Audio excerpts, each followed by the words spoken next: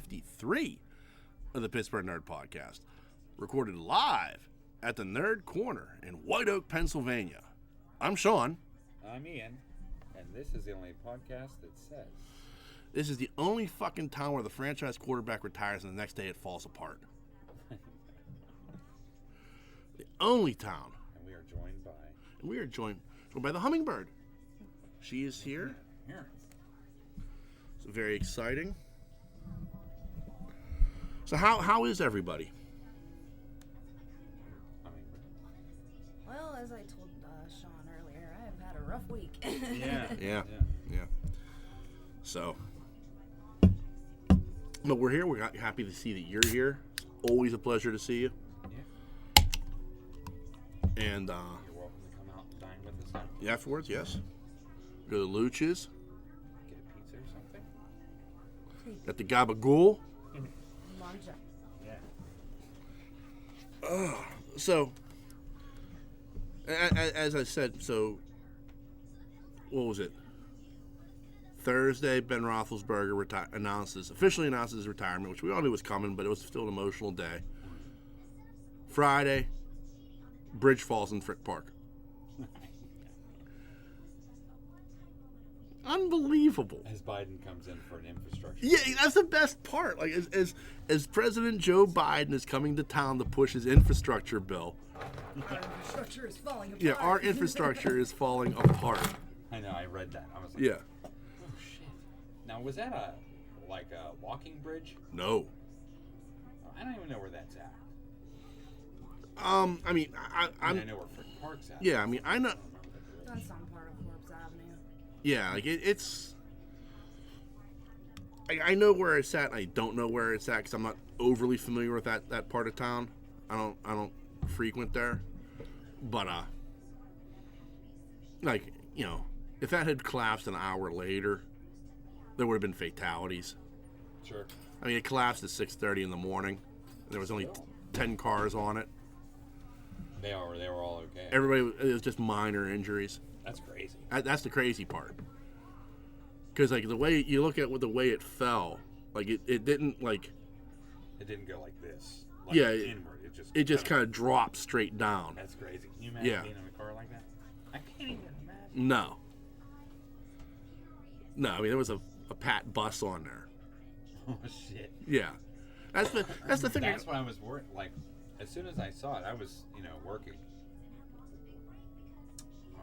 3 hours away, but I was curious because my kid rides the bus Yeah. to Point Park. I don't think it's even close to that, but No, because Point Park's not. But that's the odd thing. I was like, Still some on of those buses, like they go up through like Squirrel Hill and stuff to get into downtown. right.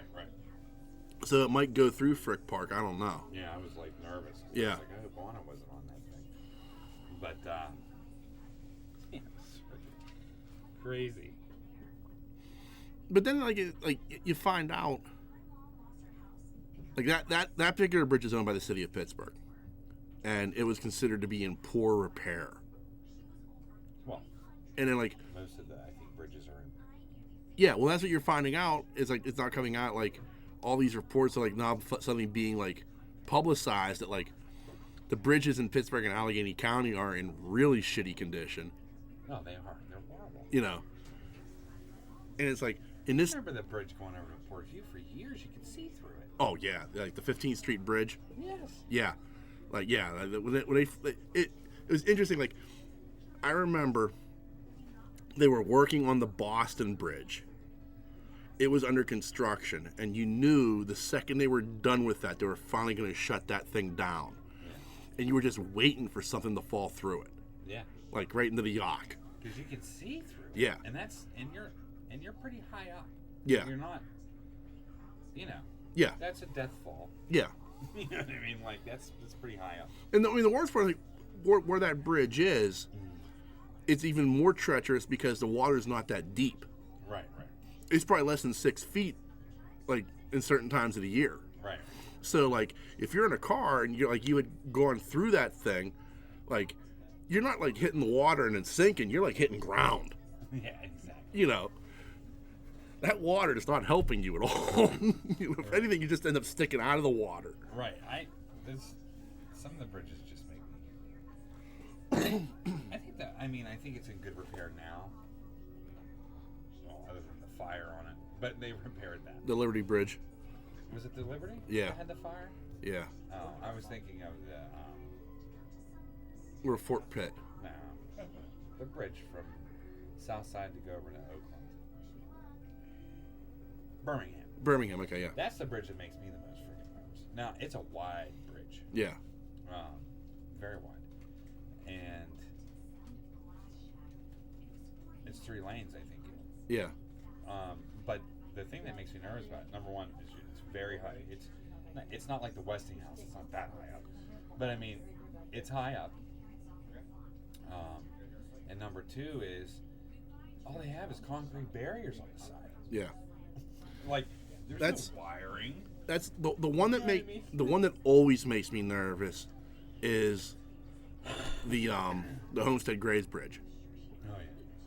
Because I mean that thing's Yeah. way up in the air over the river. Yeah. And again, like there's like nothing. Like I know in my head, like you can't go off of that thing. Like so, it would take a tremendous amount of force to like have like a car like careen into you and push you off of that bridge. Right. Like it would take a Mack truck probably, like a big truck to like really just smash you and send you off of that bridge. But like my hand, but when I go across that bridge, I have a fear. every time, and it's like an unreasonable death grip on my steering wheel, both hands. Really? Yeah, like it's an unreasonable fear. I know it's an unreasonable fear, but you better bet your ass I got both hands on the wheel going across that bridge. What used to amaze me is That and the Rankin Bridge.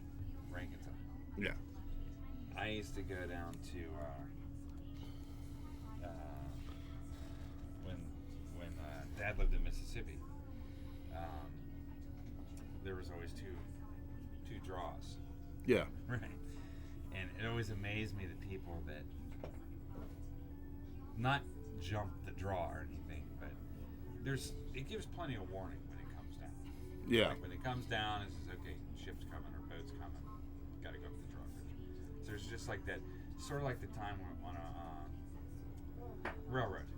You see people on a railroad and they go around the thing. Yeah. You know what I mean? Oh, yeah. There's sort of that limited time there. Yeah. And I've had people down there beep at me to go. I'm like, fuck that, Hank. No. There is no way. I would be the one, going into the seawater. Yeah. You know what I mean? Yeah, exactly. Fall through the crack. Oh, I know, because it's impressive. Because when you're the front car,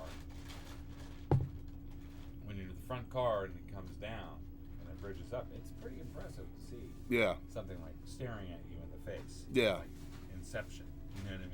You know what I'm saying? Yeah. It's pretty neat. Yeah, I only encountered a drawbridge once when I was in Detroit.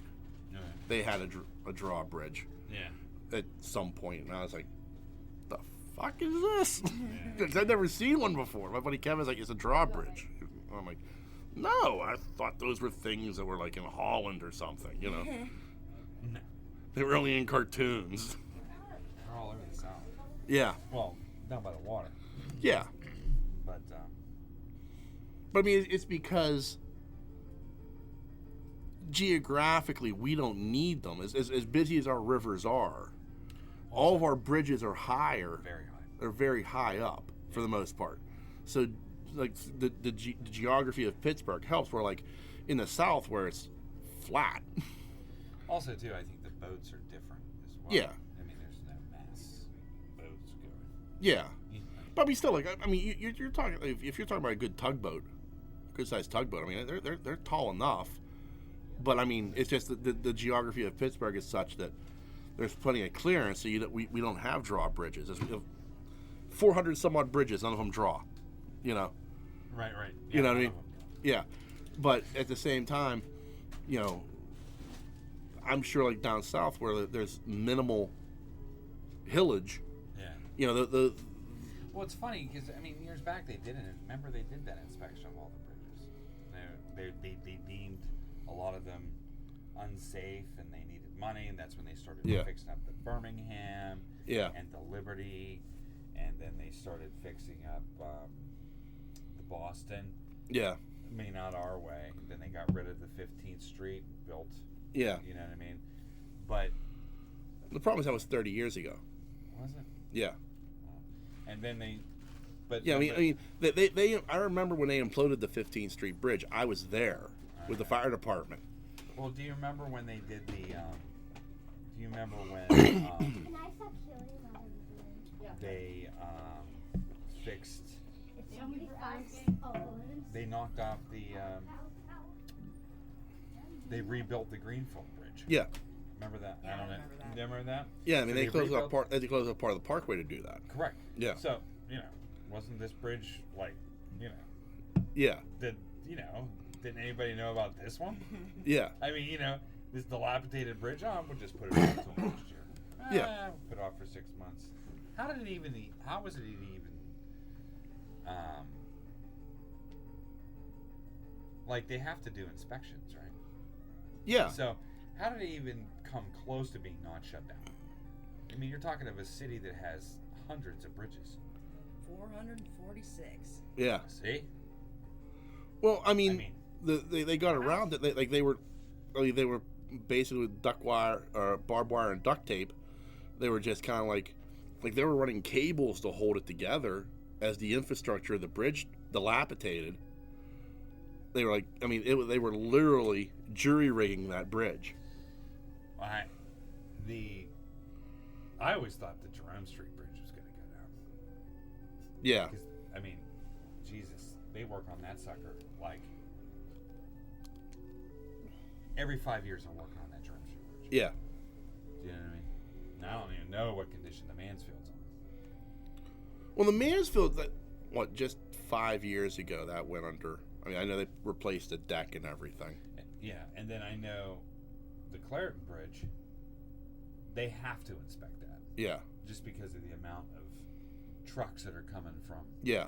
the mill there. Yeah. Do you know what I mean? Right. That has to be inspected. I mean, it has to be up to Right. up to par. But yeah, it's crazy. Yeah, like our local bridges, there's a cycle. There's like a 25 or 30 year cycle where they, like the Elizabeth Bridge will get shut down, and they'll replace the deck on it and do whatever they need to do, and then then it goes to Boston, and then it's Jerome, and then it'll be That's Duquesne just our Bridge. area. Yeah, that's just our area. But I mean, there is a cycle to like once they start closing on the bridges, I'm like, well, okay, within the next 5 years, all these bridges are going to be shut down at one point or another. Right. And with some of them, it's difficult because like when they were doing the Boston Bridge, and I lived in Elizabeth, that's kind of the only way in or out of town. I had to go all the way around into Lincoln Borough through Yeah, I Liberty. remember that, Like to get to Monroeville was like I had just started a new job and they had just shut that thing down, and I was like, you gotta be fucking kidding me. Yeah. It was a gigantic pain in the ass. I think the one that scares me is the Westinghouse. Yeah. It terrifies the living shit out of me. Because I've been on the underside of that. Yeah. You know what I mean? Looking up. Looking up, and he's like, man, this thing is really that tall. Yeah. Like, it doesn't, for some reason, it just doesn't feel that tall when you're going over it. But when you're on the under end of it, it's Yeah. like, holy cow. Yeah, when you're down below looking up at that thing, you're like, holy shit. The New River Gorge. Yeah. You know what I mean? I don't think, it's funny when you go down to that part of that bridge, you go past Walmart, you know where I'm at, all that. I always made the right. I always make the right to go into Turtle Creek and then eventually get to Penn Hills and Churchill that way. Yeah. But I never made the left. I don't know what's left. What's left? Off the top of my head, I don't remember. It's like Dead Man's Hollow or something. Yeah. Like, it's weird. Like it's like you can see part of the road, then it ducks behind the valley. I don't even know what's back. Well, I think it goes down into like that'll take you down into Braddock. Is that Braddock down? Yeah. I think you down past the mill.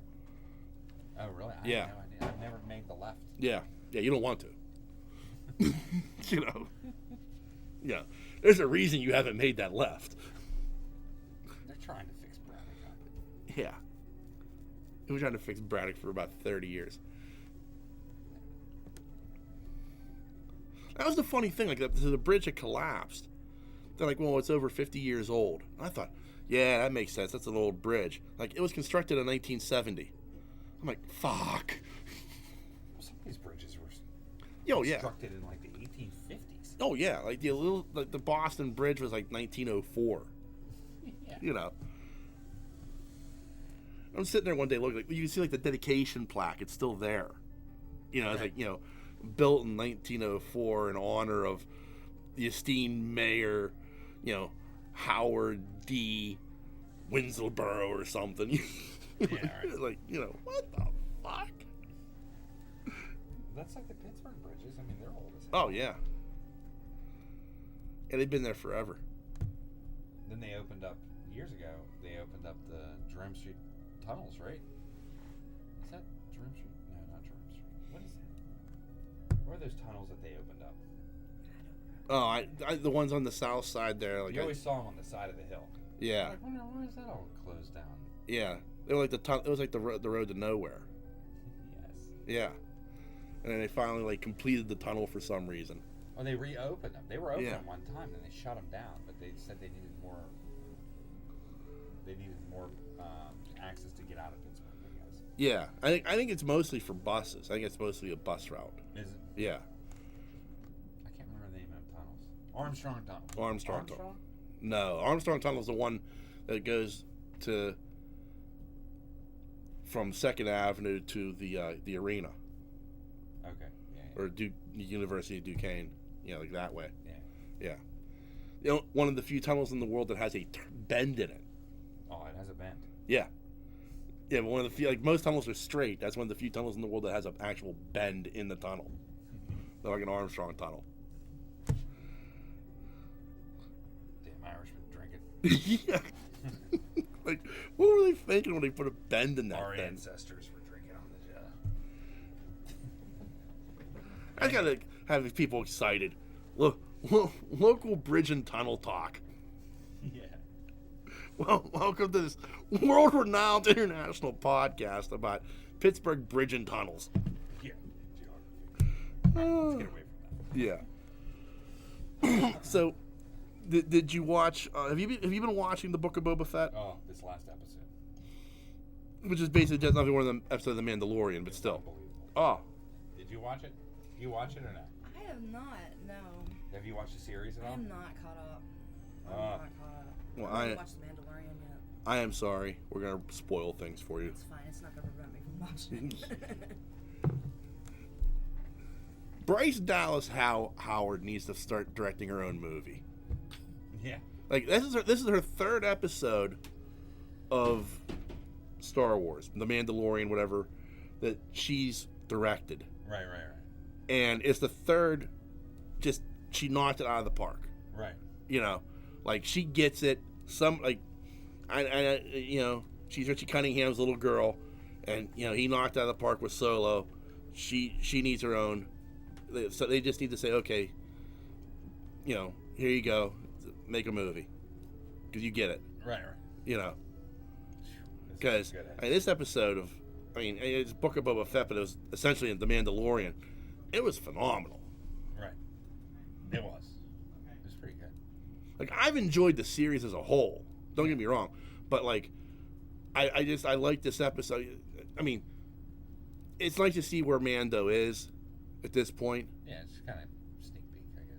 Yeah, yeah, and you know the whole thing with like the Night of 1,000 Tears and like everything that you get, like I've been hearing about, like in like the cartoons and the stuff you've read. Like it's like okay, this is what I'm looking for. This is the stuff I want. This, you know, and Dave Filoni knows that because he's the guy who created it all. Right. All this lore about the Mandalorians and stuff. Hi. So. Sorry, I was in the ceiling. So like that's what excites me is like, you know, as they get deeper into the Mandalorian lore and stuff like that. I kind of dig that. And if you can't find what you're looking for, Yeah, I'm sure we have it. Dude, At least one. the fact that he was fighting with that sword. We got one Yeah. everybody. At least one. I Some- was like, some have man, twins. this We is have skateboard wild bikes. ass shit. Okay, Yeah. so And I mean, like, there's games here And, and there. like, everywhere. We need something to follow. he was just All right. taking out those dudes. Yeah, You know what I mean? yeah, He was like, I don't want any fight. I don't want any trouble. And I like it. He has a hard time with it. Yeah, because it's real heavy for him. For some Yeah. reason. Like there's something. It's going to be something with the Force within, because the dark saber was created by a Mandalorian who was also a Jedi. Right. But he didn't want a lightsaber. He wanted something different that stood out as a Mandalorian. So he created the dark saber. So the dark saber. While I mean it carries the lore of of Mandalore. You know, whoever holds this, the rightful ruler. At the same time, it's also Force infused. Yeah. You know, so there's something more to it than just that. And so like when like the armor is talking about, you know, you're fighting the sword, not fighting your opponent. I mean, the sword detects that. Right. Right. You know, because he doesn't want it, Right. but he also doesn't want to lose it. Right. Like You know. he knows the alternative. Yeah. Yeah. It's pretty good. I like the suit too. I don't know why. It just looked real crisp. Yeah. You know what I mean? Mod maybe. Yeah. They're always tinkering with that shit. And the ship too. Like, yeah, I dug that. Like, I dug that it's like a hot rod. Yeah, I know. You know, Yeah. I dug that it took like a Naboo starfighter and just basically souped that shit up. Yeah, right. You know, that was kind of cool to me. Yeah, it's sort of like, you know, I don't know how to describe it. It had like, as crazy as it sounds, it almost has like a real feel to it. Does that make sense? Like, Yeah. You're fixing up the junk car. You know what I mean? Like you're fixing up. You know what I don't know how. Whatever. You know what it reminded me of? And this is gonna sound weird. It reminded me of when my dad had that 1976 Oldsmobile Cutlass Supreme Sports Coupe. It had like that 404 barrel under the hood. Yeah. It had like the lights underneath it and shit. Like it was a straight hot rod. Yeah. I mean, that thing had muscle for days. Yeah. You know, and that's what that ship reminded me of. It was like, because it was like, he like grinded off the paint, like so it was just like primer and shit. Like, I was like, oh, that's Dad's Oldsmobile. Right. That's too badass. Yeah, I thought it was pretty good. Sean, this is my friend I was telling you about who has the Hey. premier trading card game that is coming out. So we're gonna have a guest because we just work on the fly like this shit. So come on over, grab a seat. You got one already? You have Rolly one. So while he's setting himself up, overall you agree? Like, I've enjoyed the series as a whole, but this episode obviously stood out. Well, I can't really count it as a Boba Fett episode. Right. But I have like the Boba Fett stuff that I've seen. Yeah. I mean, so far. But I feel that it's. I like it. I know there's some people that don't like it, but I actually find it Yeah. pretty good. But it was funny. Last night I was like, I need to watch this before Yeah. I come on today, and so I watched it. And when I started to watch it, I was like, "What's Mando doing in this?" And I'm watching it, and I'm like, and the girls were trying to talk to me, and I'm like, Yeah. just Can't be distracted. don't talk right now. I can't. I Yeah. want to listen to what he says. You know what I mean? Like, and when's Boba Fett coming in? And the more it went on, I wasn't being rude about it. I was just like, well, Yeah. just, Hi, guys. just let me watch this. What's up? You know? Yeah. 'Cause Got this anything? looks No, nothing. more than just a Boba Fett episode. Yeah. You know what I mean? Yeah. And then like come to find out, I kind of figured this was going to be a Mando episode with some kind of Boba Fett link at the end. That's a Yeah. good shark. And I was That's like, a good shark. damn, this is tight. Yeah. I mean, like, it was one of the better Mandalorian episodes Yeah. that I've seen. Yeah. You know what I mean? Like, that shit can direct. Yeah. I mean, man, that's some good stuff. Yeah, I mean, that's Dave Filoni, like, giving you a story, giving you more background on the Mandalorian culture, like, everything you wanted to know. Yeah, but I think you needed it. Yeah, but then also it's you know, Bryce Dallas Howard directing it really well, creating a beautiful episode. Right. Like, even the fight between him and Vizsla, Yeah. you know, was was a really well choreographed and well shot fight. Right. You know, and I know I have a Sega Genesis. like even like this stupid stuff like at the end, like when he's like, Bandito? when she's like, well, have you ever shown your face? He's like, well, yeah, I kind of had to. Yeah. And you know, you're gone. He's like, how can I atone? Without there being a like, it's almost like C-3PO. Like C-3PO has expression without having expression. Right. It was the same with Mando. Like even though there's no expression on the helmet, you could tell he was like. Yeah, it's all about The body language and everything. Yeah. It was just so well done. It was pretty good. Yeah. So, now, Boba wants him Yeah. for something. Well, they need the muscle because of the war. The pikes are coming. Yeah, that's right. You know, with the pikes coming, he needs the muscle, and so between him and Black Carthanthian, you know, the Wookiee. That dude's nuts. Yeah. You know, you've got a nice bit of muscle there, plus the street gang. Yeah, and they're little go-peds. Yeah. You know. Yeah, it looks pretty good. I like that Wookiee. I'm really Yeah. interested in that Wookiee. I want to see more on that. Yeah. You know what I mean? Oh yeah. I know we do. Yeah, I want to see way more on that. I know. Yeah. He's putting a phone screen back on right now. Fiddle with the home button. But yes, we do have a Sega Genesis. We'll control the All right. So we are joined by Ray. Ray is you're right. Am I correct in saying you're a game creator? Yes. Okay. So you're coming with us with a game that you are crowdsourcing for to get it made. So why don't you tell us a little bit about what you got going on here? We've been working on the game for a total of 8 years. Okay. Mostly the mechanics, not so more of the distribution and how the game should be. Mhm. Just more of finalizing and the flow of the game to make it the speed it should be at. Right now we're moving to our Patreon phase, Mhm. and then we're moving on to our Kickstarter phase in March. Okay. Patreon is February 9th, and the Kickstarter is March 17th. Okay. Right now, previously, I apologize, we were using a distributor called the Game Crafter, and it was, when we first started, it was more player-based for the game and everything, because like I said, we were working on the gameplay for a long time. Then we got introduced to a bunch of collectors and investors who were excited about the variety of characters and stuff we had to the game. Collectability of it wasn't up to the standards because of the quality the Game Crafter was producing. Okay. And we made them some money. Then they started increasing the quality a little bit, but it still wasn't up to par. So we left them in the past December 31st and moved on to a new distributor, and we're using them currently right now for our promo runs and our distribution for starter decks. Okay. So for those who, I should have announced this. This is like a card style game, and like a Pokemon or Magic the Gathering, something in that vein. Yes. Well, I mean, I'm just using it in a like generality. Yeah, but yeah, I'm sure it's something more than that. I'm just saying as a general Yes. for the audience to understand what we're dealing with. Understood. So I remember in the 90s, I tried getting into these type of games, and it could not hook me at all. Like, there was something about it that it didn't click in my head.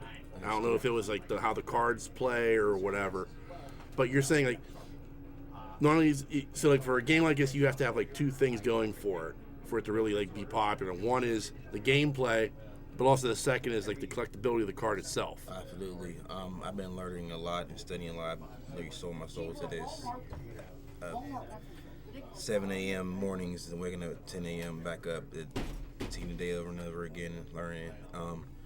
So the difference between my card game and other card games is, besides the collectability, like I said, they were saying they love the diverse characters that you can see in these cards. We got a Kraken right here. Sure.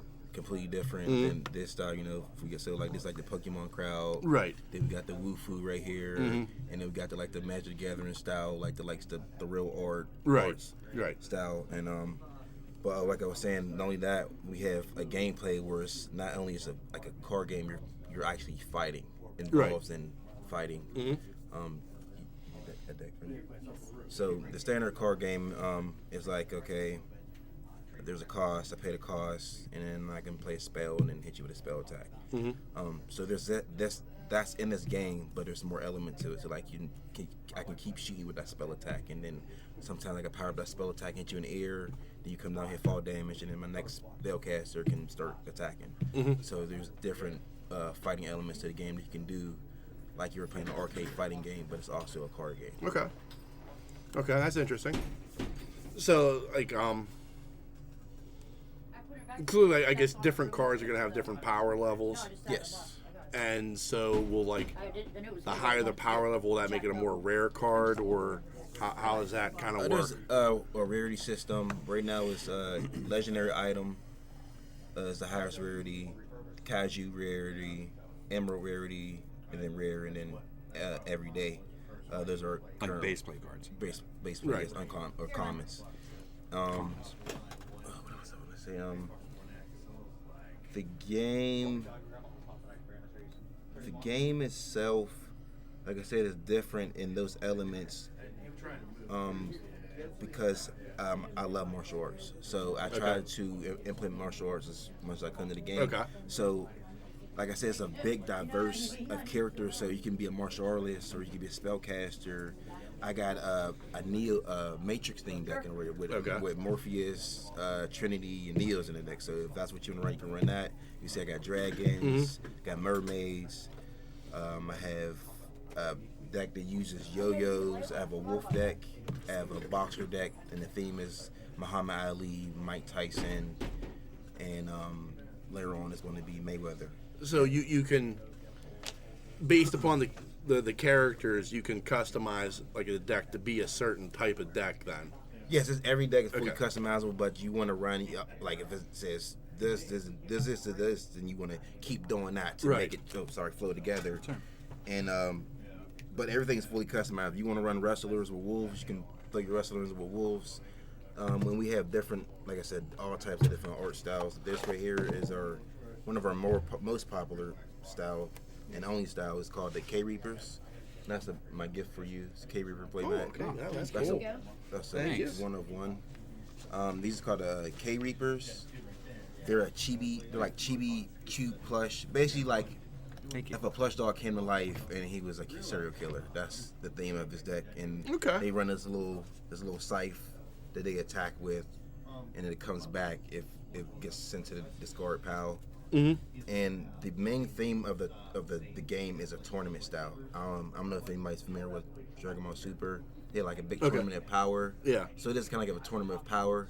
With all different universes and planets involved. Like a Mortal Kombat type of deal. Yes, and then how the playing field is neutralized or equalized is there's three different main energies, and how you're able to harness or utilize these energies is how you're able to power up your attacks or defend against the opposition. So these are the three energies: Kyo, life energy; KO, your dark energy, anger, desperation, and then KO is the balance of both those energies. So as you can see, like it's the KIO and KO and then KIO, the combination of both of them. Right. So you have a very cool looking mat here that would this be something you would have to like purchase as well, like to actually play the game, or can you like do it without the mat? You can do it without the mat. It just makes it easier. Okay. And like I said, we've been working on this for 8 years now, and we're moving to the Kickstarter phase. What inspired you? Like what made you say, you know what, man, fuck it, I want to make my own game? I started in 2014. Yeah. I was a big Yu-Gi-Oh fan, big Yu-Gi-Oh fan. Okay. Big anime fan. I liked the Naruto card game, but I couldn't really afford it. Didn't like how it played. I don't really like the 6/3 when attack. I don't like really card games that do that, but I know a lot of people do that. Right. So I try to incorporate a lot of different card games in this. Right. And it started with like little index cards, making my little only attacks and characters. I had characters that I wrote in school when I was growing up, so I just used those characters' names. Right. But it was based off of popular shows that I liked, so I had to go back and then I can't use that. That's right. Yeah. You got to make it your own. Right. But this is what it's inspired by. Yes. So I took all those names and themes that I could and incorporated into my whole own universe Tasuo Showdown, like I say, is a combination of multiple universes, but the two main universes are Tasuo Showdown, the Breaking Point, and he's basically the main. He's the main, not the main villain, but he's the main villain's main command in chief of Tasuo Showdown. He's just terrorized the main character. He's a brute. And then the main characters for the other main part of the universe is a ninja, Nakomi Yamanuchi. And then this is the second main character, Yuga Shibahashi. Those are the two main characters. So you've created like a backstory to all of this. Tons of lore. Every character you see here has lore. Tons of lore. He wants to That's have impressive. a show, an anime, and everything. He wants us to Right. go- No, that makes. I mean, it's interesting because again, in the '90s when like Magic broke, I was a hardcore Dungeons and Dragons guy. Magic's the goat. Magic is the goat. I'm not going to deny that for a second. But I was a hardcore D&D guy. I love tabletop role playing. And I think that was my problem. It was like, well, there's no real role play to this. There's no real lore to this. It's just cards that you're kind of fighting each other with. So I find it interesting. It's kind of evolved to a point where you are creating this lore. It's a lot deeper. A lot deeper. Flesh and Blood kind of set the standard for that. You know, Yeah. they were lore galore, and you know the player base, the Right. game is heard is great. I haven't played it personally because I've been so focused on this, but I'm basically just following it. You know, they say follow Jesus' footsteps and following. Yeah. You know, like I'm just following their footsteps. So, but I already have a lot of these stories. Right. You know, because I was instead of doing schoolwork, this is what I was doing. I was writing stories for literally these two characters. Right. And then it's a newer character, but you know, I'm filling in spaces. Right. So is this your artwork or No, this is all work we're paid in the thousands. Like Okay. all our hard-earned money and time is literally goes into this. Right. So you have an artist that you've hired Yes. to like create the style and everything. Absolutely. Okay. Well, I tell them it's just so weird. It's literally like God just working with you. Like as I tell them the description of the character, and like I tell them a little bit like my backstory of it, and then he just comes up with the pictures of exactly how I want the character. Like this is like if I could draw, this is what I want it to look like. Like Right. each character that I have in this game is how I would draw if I could draw. You have that connection where Yes. you're telling him this is what I want, and he's able to put it to paper. Yes, I have three main artists that can Yeah. do that, and it's been wonderful. Yeah, because the cards are beautiful. Yeah, they are. I mean, that's the one thing that like pops to me is like the look of the cards, the look of the It's characters. a real popular one. You can have that one. I mean, I think you're. I think the cards are incredible. Thank you. Like, I mean, it's just amazing. So now I was telling you how you can chain attacks. So there's different, like I said, there's different. I love martial arts, so I try That's to for you. throw in Okay. Oh, thank you. different Here. combat styles. So like there's punches, there's kicks, there's strikes, grabs, throws, and there's different chaining conditions to chain these attacks. Because so my thought process of going this is okay. Because I love fighter games. I love fighting games. So you know, even as a fighting game specialist, you mess up your combos. Like you can do a combo down to your heart, but like you're drilling, pushing, and you can just down, left, right, up. You push down, left, down. You mess up the combos, you can't continue the combo. So Ian never had that problem with Street Fighter 2. Back in the day. My grandmother thought it away because I kept kicking my brother. But Yeah. But so my thought process with that was okay. So like, you could chain punches on her, you could chain attacks on her. I gotta make it so like okay, there's a chance you can mess up.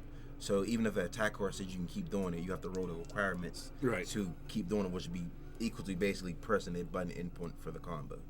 Gotcha. Okay. That makes sense. Yeah. Yes, sir. So like, what kind of I see you got what is this? 12-sided die. So you start with 10 Tasuo armor, which is basically your armor to survive the universe that the main. I don't have a picture of the main character that he's in. So basically, you would need some gear like this. So this Right. is called the K Limiter, and he's specialized in the K energy, and each energy focused on different stuff. So this one particularly, you have two cards face down. It gives you +1 attack damage.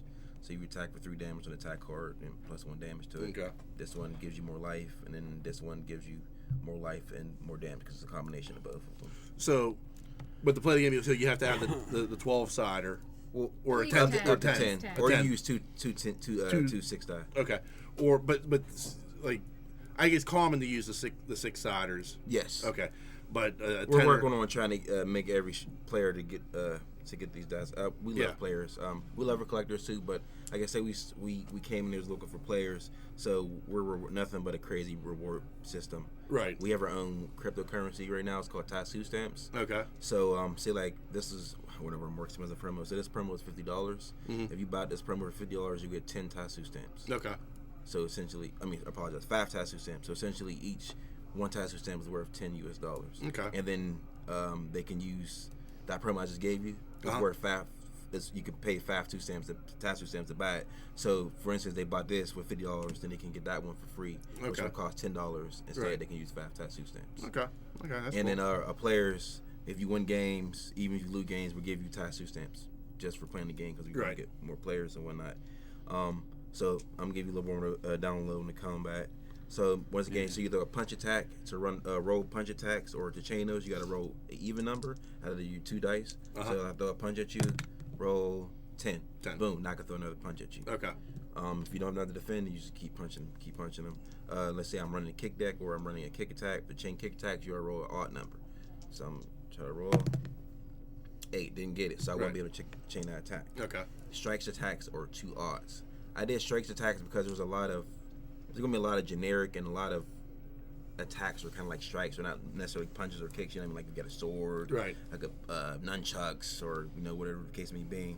So I made it easy. I made it harder for them to chain, so it's gonna be more common attacks. So to chain strike attacks, you gotta roll 2 even numbers. Okay. And I got it. Okay. There you go. So then I'll be able to chain my boy. If you got a sword, I can chain with that sword like Right. that. And then throws, grabs and throws. Not only do they disarm someone if they have a weapon, also they do the most damage in the game. So I had to make those a little bit harder to chain as well. So to chain grabs, you have to roll a 7 or 11, which I do all the time. Right. So let's see if I get it. Oh, Watch you not get it. oh, almost. Got 5, didn't get it. So I wouldn't be chaining grab. Throws, you gotta chain a odd or even. So that's pretty much easier, but it's still harder than even. We wouldn't be able to chain that. So those are the different chain requirements you need to do during combat. And each deck right now have a specific way of combat, but we're going to add more generics, so you're going to be able to expand your deck and the gameplay and everything. Wow, there's been a lot of time invested in this. Yes, sir. Yeah, clearly. Absolutely. I mean, I can tell. Just Absolutely. And there's so much more. It's so funny, like from an old man like myself, who was a mall rat. You know what I mean? Like, I can't believe I'm saying I'm an old man, but I am 47. Yeah.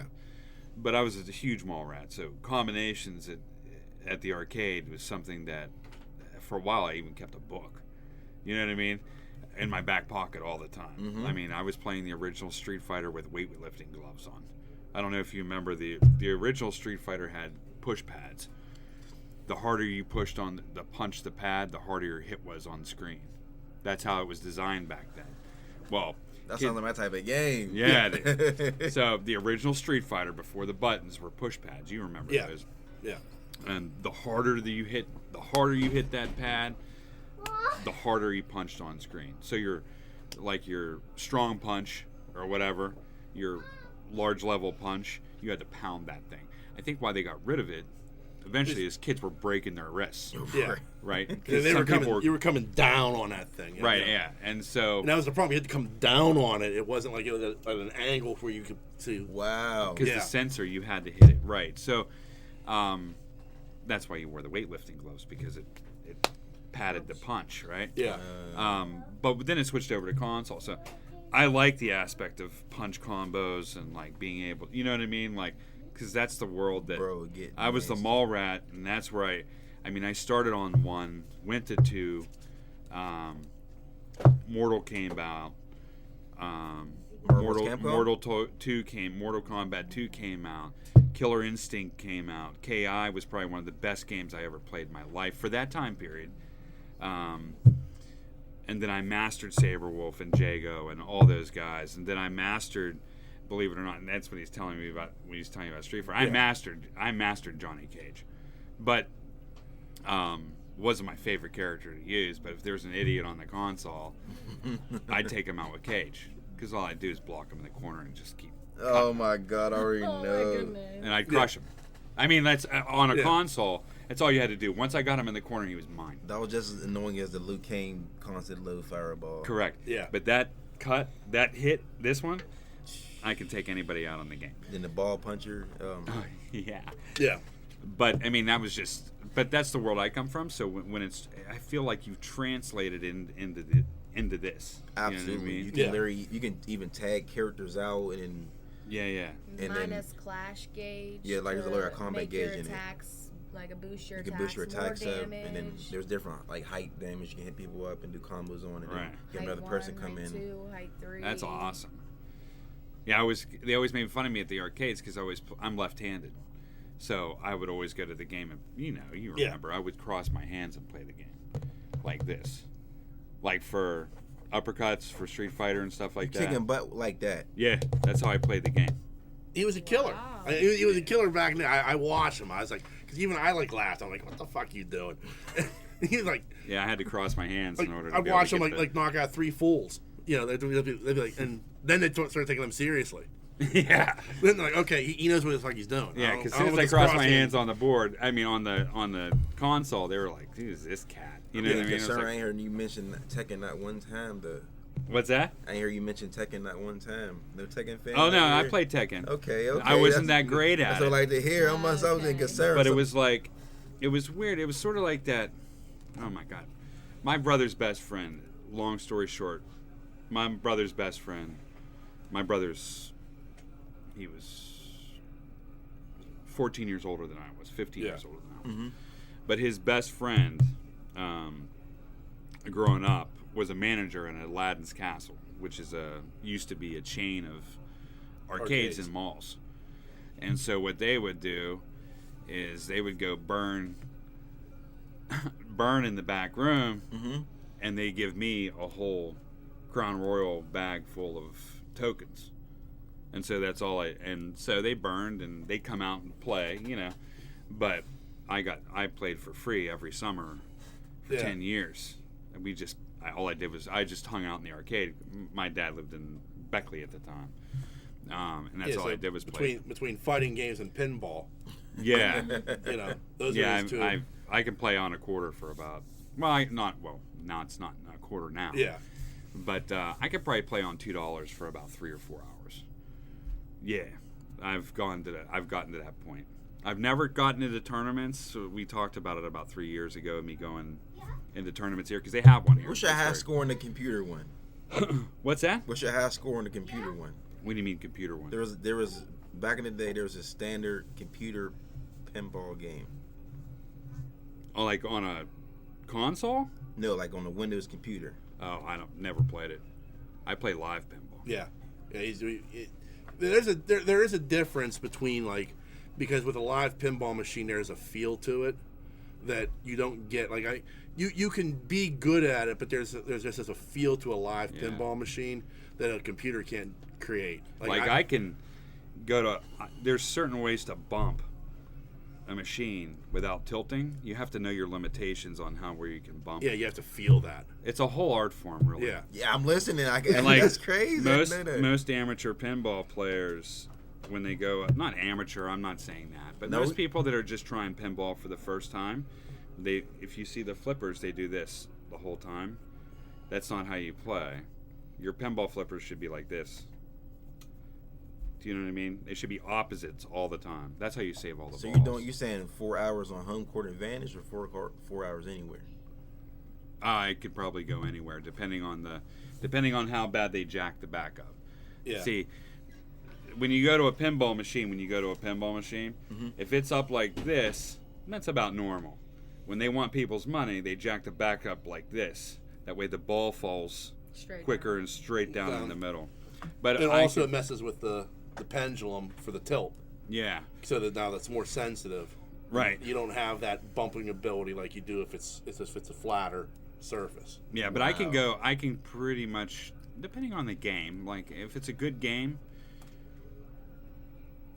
I can pretty much go up against anybody for a long period of time. I can go up to the wherever bowling alley. I'll put myself up against. There's only a couple things I'm good at in this world, and number one is pinball. And I know I'm good at pinball. I mean, no, really. I mean, I played so much. My brother taught me how to play, and I mean, that's all I did. I mean, I did it for, oh my God, every summer for 16 years, and if I could find one back, and because remember when I'm 16 here, I can't get into bars or anything, but down when he moved to Mississippi, there was all it was arcade, huge arcades, all filled with pinball games and video games. And that's what I did. So anyway, back to this. You like the real games. You don't like the consoles and systems. Oh, I have systems. Oh yeah, I mean, we definitely gamed back in the day, but like there's just some things like pinball Specifically. Yeah, specifically, like there's just that feel to the game itself that you can't recreate electronically, in my opinion. Gotcha. Whereas I mean, we grew up on Atari. I'm 49. You're 47, right? So I grew up with Atari, playing on the Commodore 64 before, all this other stuff came along. So I grew it's that Batman joke, you merely adopted the darkness. I was born into it, True. Yeah, I mean, I started with Atari. I have 3 Ataris at home. Getting ready to buy my 4th. There. How can y'all deal with the graphics? I'm okay with it. It's something I grew up with. Yeah. Like I showed it to my kids, right? My girls are 21, Mm-hmm. and but even I showed it to them younger, and they're like, "What the fuck?" Seriously, and I get that, but there's something when you grew up playing it, it's sort of like flashback, right? Yeah, Kinda going back. I got a game like that. I get what you're saying. It's like Tyson's Punch-Out. And I'll tell you this: there are very few games that are better than Yara's Revenge. I mean, that's not a joke. I don't even know what game that is. I'm not going to lie to you. Yeah, well, I mean, it was an Atari game, Okay. and I mean, it was like you were like this bug creature attacking this spaceship, and you had like eat through the shield, and while they were shooting at you, it's a great game, and you look at it and you're going to say, well, the graphics suck because it's an Atari 2600 and everything else, but from a gameplay standpoint, it was fantastic. There was another game, it was one of the first games I ever played like this, and this was on Atari 2600. When you bought the game, it came with a pad, like a keypad, and you put like a slide in there, and it was a space game, and you would enter in like coordinates, and then that would shoot you into hyperspace, and you'd use the map to find your way around and attack raiders and shit, and you'd go into hyper. That would be advanced. That was advanced. That was an advanced Atari, but again, shitty looking graphics, but at the time, I thought it was fucking Han Solo. No, yeah, I get it. You know what I mean?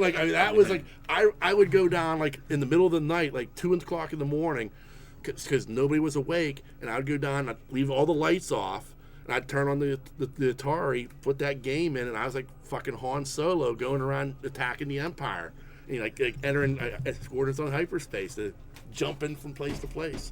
I played a Atari game, but I don't remember what it was called. It was like you were a little, like a mouse, not mouse, but you were a little arrow, and then you shot the other ships. Oh, that could have been I think I know what you're talking about. Space Invader.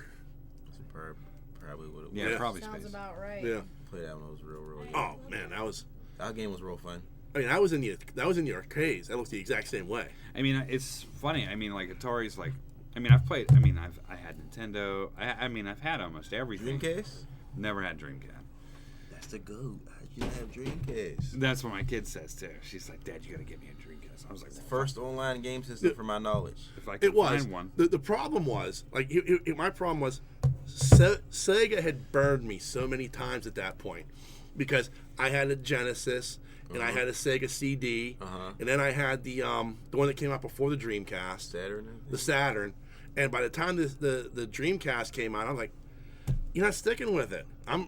That's when I bought a PlayStation. Phantasy Star Online, you missed out on a very, very great game. Power Stone. Admittedly, I would love to go back and play those, but I was like, but Sega had burned me so many times by abandoning their systems so quickly that I was just like, I'm not going to waste another $300 on a system that's in 2 years going to be abandoned again. Speaking of Sega and abandoned, they abandoned that Lost Planet little line they had. Yeah. It was beautiful. That game was beautiful. I played every installment of it. But that was one of those things where, like, they had such a phenomenal idea, but it was like, it's such a niche game that, like, only diehard, like, fans of, like, that genre are going to play it. And that's the problem with it. Like, but you're right, it was a beautiful game. Extraordinarily well done. Amazing to look at. The idea is phenomenal, but, like, it's so niche that it's not going to be. Then they partnered with Monster Hunter? That's Capcom. Monster Hunter? I guess that was their re-attempt to. Monster Hunter was really good. Yeah. I mean, they've done good stuff over the years, but, like, it's like sometimes their ambition is so high, and then they, like you said, like, the Lost Planet, like, that's ambitious. That was huge, and, you know, I mean, I don't want to call it a flop, but it kind of did, just because they tried to online it, you know that? Yeah. Oh yeah, which made sense. Like, that made sense that you would try to online that. I played when KI came out. I was like all pumped, and Killer Instinct came out. I was like, oh, it's it, finally. But then you had to buy it in pieces. Oh yeah. Do you remember that? Yeah. I got a grudge against that game. And I got so pissed that I'm like, this is not even right. You know what I mean? Like, I was waiting for it, and it just, you had to buy it in so many pieces. It was just. That's one fighting game where if you don't know what you're doing, you're going to get your ass kicked. That is true. Yeah. My friend was doing me so dirty with Saber Wolf. I was just like, bro, I don't want to play this no more. And that's where it gets frustrating. And I would only do that with, like, on Mortal. I would only do it with Cage. The idiots were at the console. People that were loudmouth at the console or showing off or stuff like that. I mean, I would just come in with Cage and just get them off the console so people can play. No, I mean, it's true. I mean, like, and there was a secret with Cage. If you knew the secrets behind Johnny Cage, you can take out almost anybody once you cornered him. Yeah. Once you got him in that corner, it's over. You'll never leave that corner. Then when they grab you? Nope, they can't. They can't even time to block. block The grab. Nope. No, I can crush. Once I get them in that corner, once I get this and the ball punch in, mostly this, they're done. I'm telling you, I used to do it at Penn State. When Penn State McKeesport, I used to do it all the time. I'm going to Google the Johnny Cage loop to see what you're talking about. I'm telling you. I think I've been in it before, so I make sure. We've all been in it, Yeah. you know. Unfortunately, I missed it. Like, but you go back, you go back and play old games you played when you were little, right? Oh, absolutely. All right. Well, that's the same thing for Atari for me. Yeah. It's the same vibe. But those games don't hold up to what you're playing now. Right. No, I wouldn't. Like I said, to me, like, Yara's Revenge is one of the best games ever made. He doesn't go back and visit it, though. No, I don't go back and visit it. But at the same time, I'll tell you now. Like, I mean, there have clearly been better games made since then. Oh, yeah. You know, like, but I'll also tell you, like, you know, the original Metal Gear Solid is one of the best games ever made. Man. One of the deepest storylines ever. You know, Metal Gear 3, Snake Eater. Like, yes, that's unbeatable. I'm sorry. I don't know about that. I think I definitely beat that. Well, I mean, no, I mean, I'm saying I beat it. I'm just saying, as far as, like, story, everything that was involved with it. I'm a Metal Gear fan. Yeah, so am I. You played PSP ones? Yeah. With the cards? Yeah, I did. I wasn't very good at it, but I tried. That was a difficult game. That was. So, like, I to me, like Solid Snake is, like, one of the best characters that's ever been created. So great, I even use them in Smash Brothers. Yeah. So, like, I can tell you, like, as much as I love Yara's Revenge, you know, there have been much better games created since then, you know, but that still holds a very high place in my heart just because of how good it was to me at that time. Understood. Isn't it good? Isn't it cool? Like, thinking back on what games stuck out in your head, like when you were younger. Like mine was Ninja Gaiden. And this is what's inspired you to do this game. Ninja Gaiden. Like those memories that you had of those games that you grew up with have clearly inspired you to create your own card game here. That has your heart and soul in it. Yes, sir. Because of those memories. That's the kind of Absolutely. I just don't have for me those memories become this podcast. Right, that's why we do the podcast. Yeah, that's why we do the podcast. Well, we discuss those memories like we're Yeah. doing now. Yes, sir. We have a conversation every week. But I think this is cool because this is coming from your heart. Your hearts. Apparently you're in it too, right? Yeah. Yes, she is. Yes, Yeah, just heck recently, yeah. For past 2 Yeah. 3 years. Yeah, Yeah, that's so what I'm saying. So your heart's in this, right? And so that's what makes it important. I mean, this is stuff that's coming back, your experiences and everything, and you're throwing it all into this. And the goal is hopefully this becomes somebody else's heart. Yes. Yes. Somebody else clings this and goes like, I remember when I played that game back in the day. That was the shit. That's unbeatable. And that's the goal. That's how I felt about Fantasy Star Online. Yeah. I don't know if you ever played that game before. I have not. It was like I liked it so much because it was like I was a big Final Fantasy fan, but I wasn't a big turn-based combat fan. Right. So it wasn't that. It was like it wasn't a hack and slash either, but it was. It wasn't a hack and slash because you had to actually like time your attacks. Right. And then do the next attack, you had to time when to press the button again. So it was a hack and slash, but slash strategy, and had all array of weapons, guns, and it was an RPG, and Right. it was online and everything. So that's What game have you played multiple times? that game, Fantasy Star Online. Yeah. I tried it. Like over and over. Does remastered count? That new Crash they remastered? I'll give it to you. That I can't redo that. I was like, was Crash just horror back in the day? Like I couldn't beat it. I had to take it back. I couldn't rebeat the Crash. Fantasy Star Online, like I said, Crash. There's two. My number one is Mega Man Battle Network. Okay. I love Mega Man Battle Network. It's my favorite Mega Man of all time. Big Mega Man fan, but that's my favorite one of all time. Countless hours. I like it because it's like Mega Man, but it was futuristic. They were on the internet, and they used like cards for the combat system. Yeah. And you like strategize the cards and whatnot, and it was like different from the standard Mega Man. And you could verse everyone, and yeah, it was like Pokemon but Mega Man. That's cool. Any Mega Man fans? I was not a Nintendo fanboy.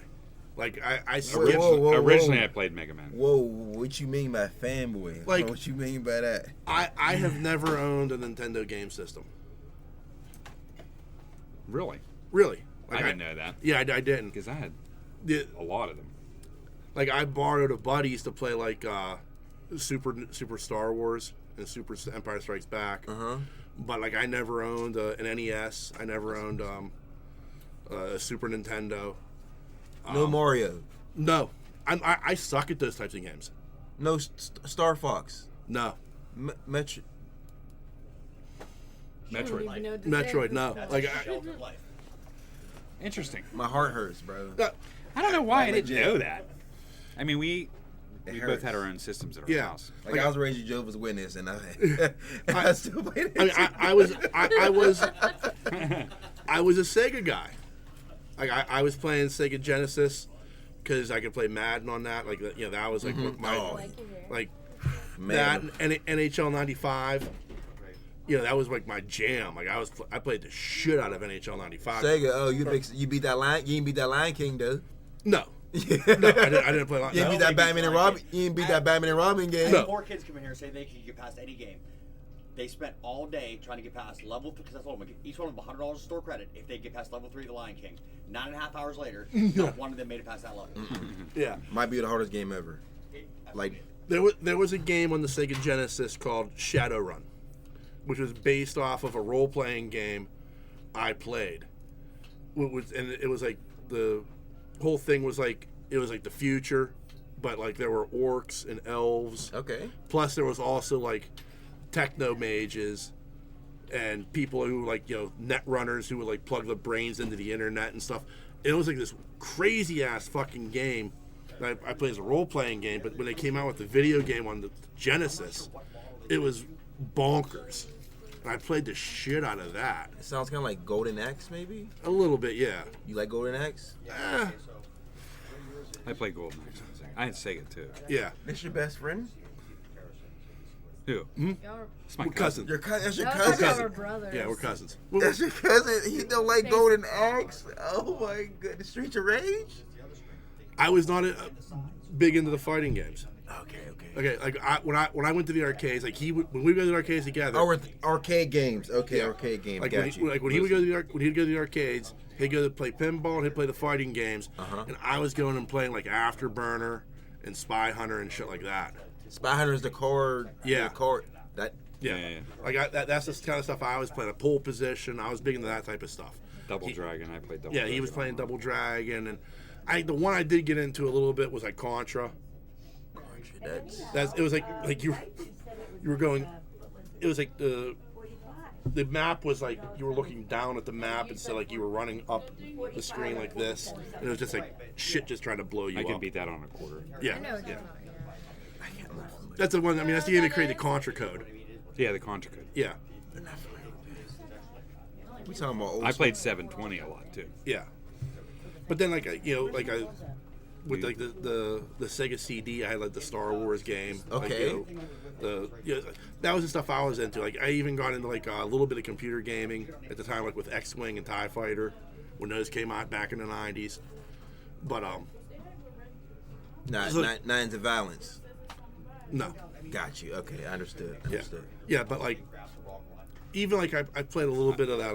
I still played fighting games mostly. Yeah. That's what I like. He gets more involved. Like I've played Bayonetta for like 4 times already. I love Bayonetta. But that's the style that I Yeah. like to play. Where You like know what I mean? where like I liked like the Batman Arkham series, Love it. Mass Effect. I loved. Okay. I'll play. You like more sci-fi. Well, not just more sci-fi. Like I do like Skyrim. Okay. You know, like I played that for a bit. I never beat it. I More never finished it. DG sci-fi mix type. Yeah. Gotcha. Like I need like a really good storyline to hook You me. did say that earlier about the Yeah. car. Okay, Yeah. that makes sense. And Yeah. it applies So to everything. like Got you. Fallout. I love playing Fallout 3. I thought that was a great game. Okay. You know, so like stuff like that is the stuff that kind of draws me, which is why like I love the Metal Gear Solid series because like Metal Gear Solid 1, like I'm playing that like this is a fucking movie. Jack, how did you feel about Jack the Ripper? That part confused me. When they gave Jack that solo game and he was all ninja robot, it was terrible. Yeah, it wasn't good. It was terrible. Yeah, like even like the last Metal Gear Solid, I didn't even play it. Me neither. I'm not gonna lie. But I'm not gonna lie. like to me like the series kind of ended with 3. 4? What was 4? Well, 4 was good, I think I stopped at 3. but 3 was like when I finished 3, I was like, okay, this is it. The story's done. You know, Snake. You didn't like 2? I like 2 was okay. 2 was what made me fall in love. Yeah, 2 was okay, but the problem with 2 was it was like you went from playing Snake to what is it, Raiden or Raiden or whatever the guy. Yeah. Like, and I was like, this guy's ass. And I heard the series, the actual storyline is backwards. So like the original, the last one is the first one, or I don't. Yeah, the first one's like the last one in the series because Snake Eater 3 like takes place during Vietnam. And don't you change? You're not the same Snake each. No. Yeah. Okay. No, yeah, like okay. in 3, you're the big boss. Like you're Big the boss. character who ends up being big boss. Okay. But Uh-huh. it's like the beginning of Foxhound. That's the beginning of like the Solid Snake code name. But by the end of it, when he beats the main character, the main boss at the end, he becomes Big Boss, and then that leads you to like the clones with Liquid and Solid and all that other shit that takes place. So when are you Liquid? That's the part I could not understand. When are you Liquid and when are you Solid Snake? Which game is? You're never Liquid. Okay. Like Liquid was the villain in the first one. Gotcha. In Metal Gear Solid. So you're always Solid Snake in that game, and then in Metal Gear Solid 2, you're Solid until you change over to the other. Like the first third of that game, you're Solid Snake, Right. as the playable character, and then the last 2/3, Snake is a side character, which is like, what the fuck?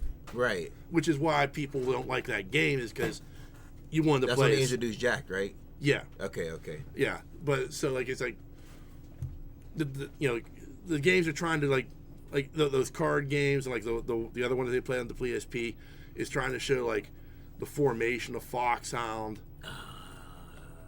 and then the Foxhound falls apart. So by the time you get to the original Metal Gear Solid, you understand the storyline that gets you there. Oh, okay.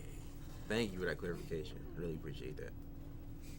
That part always confused me. Yeah, it's confusing as the way the games come out. Like, Can I look through this? Oh, absolutely. two is Metal Gear Solid 2 is a direct sequel to 1, but 3 is a prequel essentially. Wait, so 3 happens before both of them? Is what you're trying to say? Yeah, I don't want to mix them. yeah, because Metal Gear No, Solid 1 it and doesn't 1 and 2 take place like in like That's the PlayStation versions. right. Okay. And Metal Gear Solid 3 takes place during Vietnam. So it's like it takes place in like the late 60s, You wanna and see that's why all the technology's like Yeah. backwards and stuff from what you're like accustomed to in the first 2 games. And then 2 had the most advanced technology, right? Right. This is awesome. Okay. Thank you for clarifying. I like. You like him? Yeah, 3 did have some might pretty like cool this villains, side character villains too. Yeah, but like also like Revolver Ocelot's a young man in that one. It's Nornami. Where like He was when awesome. you go No, back we and you know watch Rose, in the but first 2 games, he's an call older him Nornami. older guy. Heck yeah. It's because in the first in 3 you're going back to the I love the 60s, face. so he's a young my man, favorite and that's part when of that. the big boss recruits him You. for Foxhound. Wait, yeah. he Metal Gear recruits him. Yeah, like that's how he meets him and ends up recruiting him to Foxhound. Oh my god, this is tripping me out.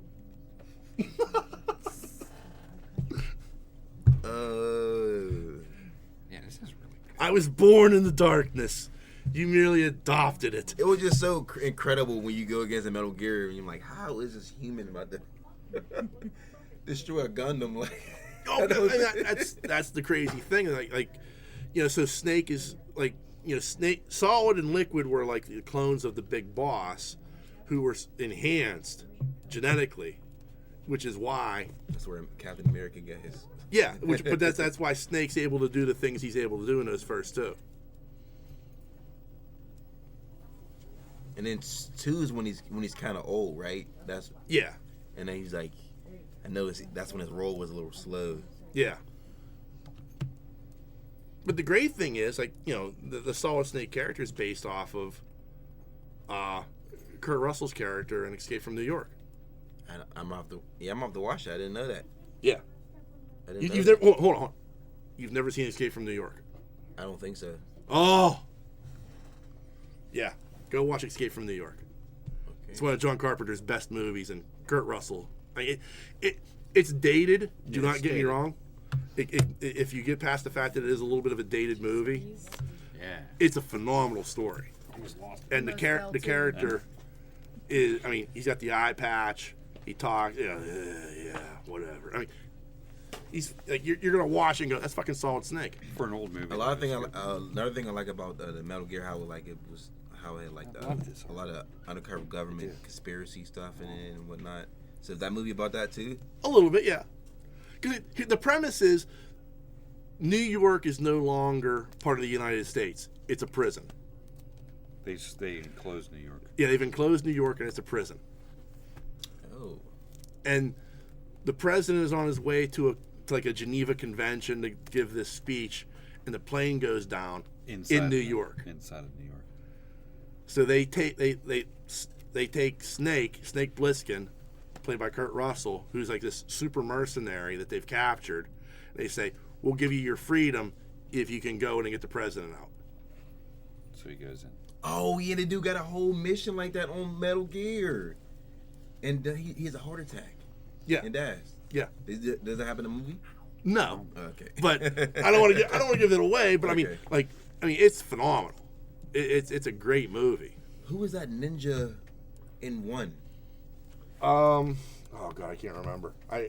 He was like part of like Snake's original like group. That was a scary dude. Yeah, This Kraken's badass. I remember it because in my Yeah. childhood, but it's like awesome. They were talking about it. It's literally making me a flashbacks and remember it. I've always wanted to go back and play those 3 games again. Like I haven't had the time, or like I don't know if You there's own them? I still have the original Metal Gear from the PlayStation 1. I think I still have 2 and 3 stashed away as well from the PlayStation 2.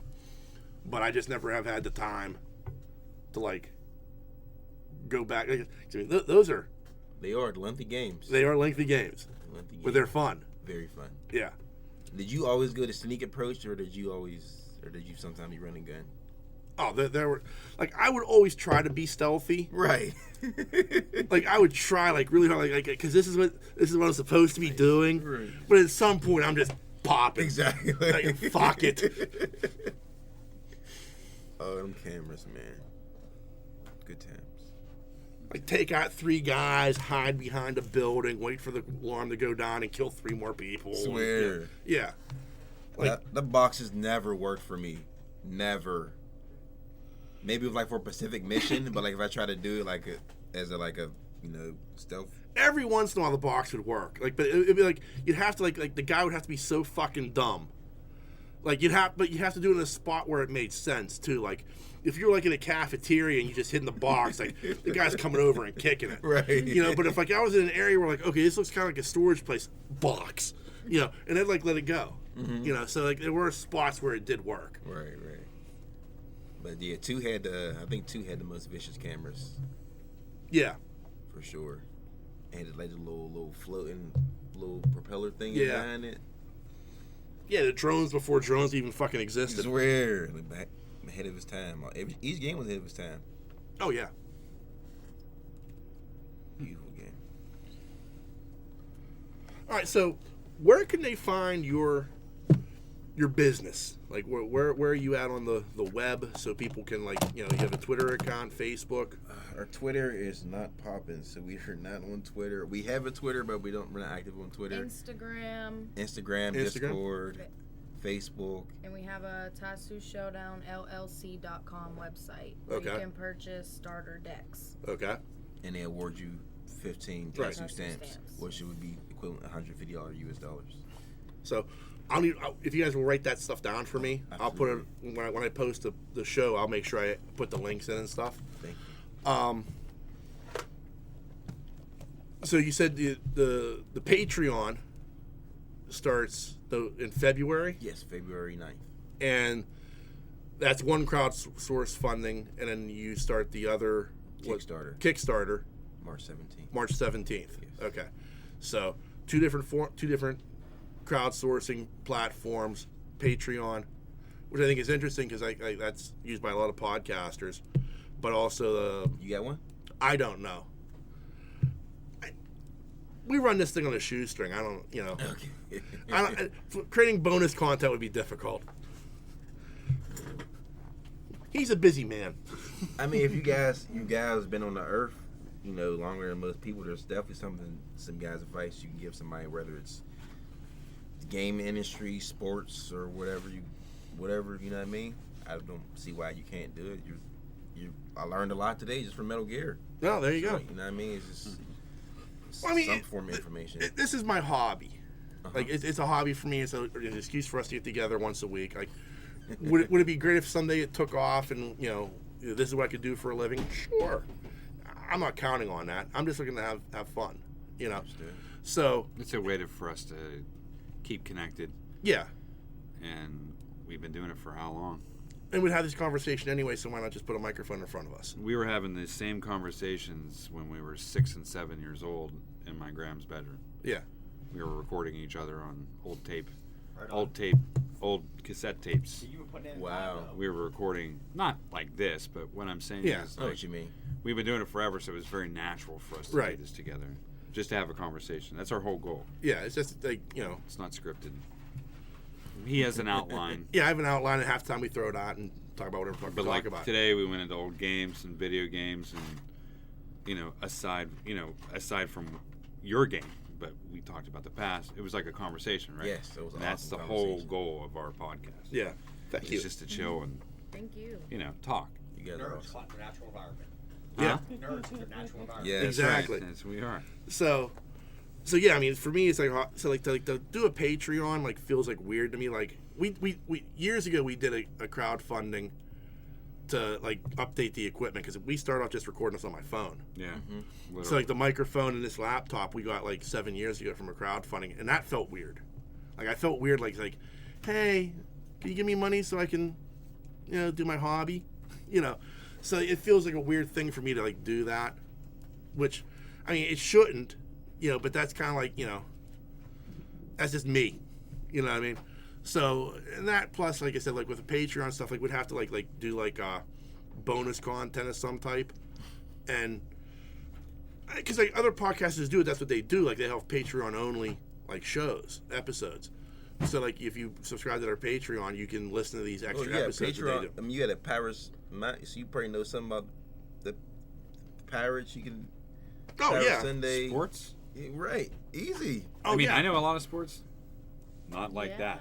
There's a lot Not of like people. him. There's a lot of people that do that sports rivers casino bets. If you Sunday know any type of sports. insight, you can.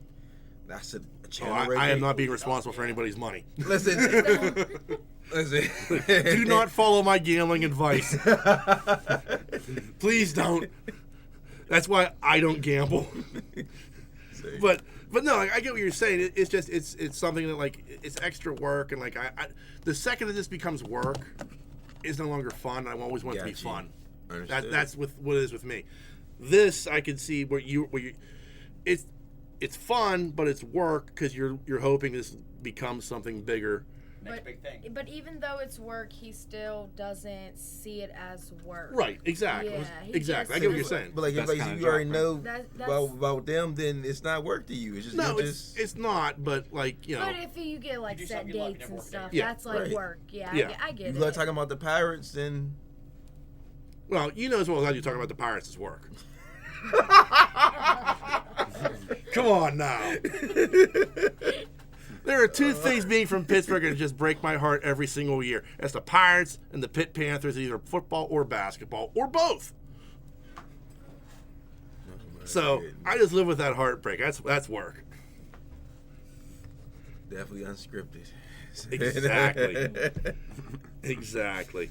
So it has been a pleasure having you on. You too, boss. We want to have you on again at some point. Like, let us know. We're coming in here all the time. We're here at least once a month. Yeah, Thank we're you here. so much, Keith. Yeah, always want to thank Keith. He, for he triple texted me and called me. I want to make sure you're remembering. Thank you, bro. Thank you. So, yeah, we were supposed to do this last week, but I was sick. So, Yeah, having me that COVID. Uncle COVID's running rampant. Very. You got a light machine gun. Yeah. All right. So, again, I'll definitely post your information and tag in whatever I can. Thank you, boss. No, thank you. And remember, there are a number of different ways you can reach out and touch us. Hey. You can send us an email. That email address is pittsburghnerd@yahoo.com. You can also find us on Facebook and Twitter. Just search Pittsburgh Nerd. We're very, very easy to find.